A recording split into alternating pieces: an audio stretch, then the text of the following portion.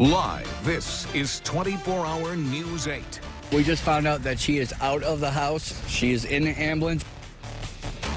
It is a story that we've been on top of since last night. A 10-hour-long standoff that ended this morning, but not before a woman was shot and killed and 3 others were sexually assaulted.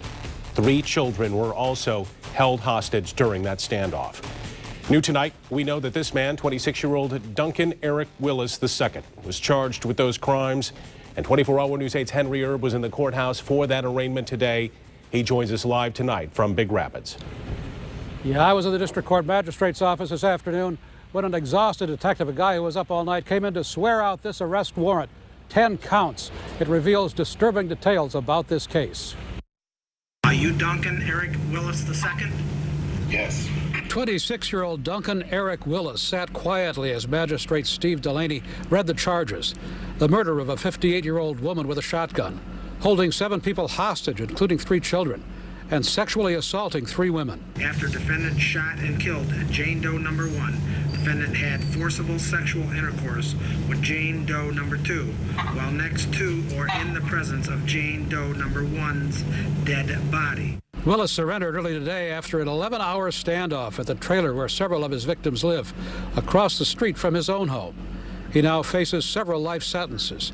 He has a long history of assault and domestic violence. Your bond is denied. And Willis will be back in this courthouse on December 3rd to decide, where a judge will decide if he's going to have to stand trial. We are live in Big Rapids. Henry Erb, 24-hour News 8.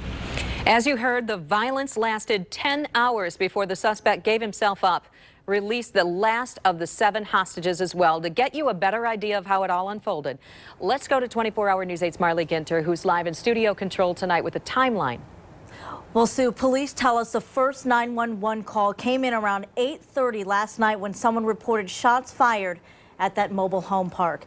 And this is how it all went down after that. Investigators say a woman in that home was on the phone earlier with her boyfriend when the suspect, Duncan Willis, led himself into the home. Now, we're told he was armed with a shotgun. The call dropped out, so the woman's boyfriend called her mother and told her to check on her daughter at the mobile home. And when the mother and a friend went into the house, they heard a gunshot and saw a woman drop to the floor. The mother's friend called police, and when police got there, they learned about the 7 hostages inside, 3 kids and 4 women, including the one who was shot. Police brought in a negotiator, and negotiations continued for hours until about 4:45 in the morning when the suspect let the kids and 2 of the women leave. Now, this morning on Daybreak, we heard from the father of one of the hostages moments after that release. So what are your thoughts right now? My God, I can't believe it's happening to my family. My family, it's here, happening. My daughter, my granddaughter. I moved from New York to come here to enjoy her live and to go through a mess like that.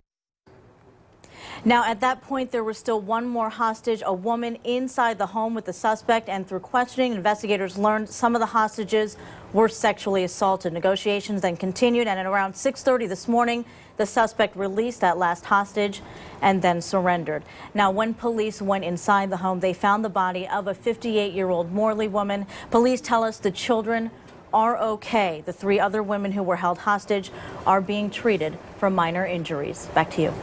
This investigation is still developing tonight, and we are continuing to learn more information. We'll keep you updated right here on 24-hour News 8 and on woodtv.com.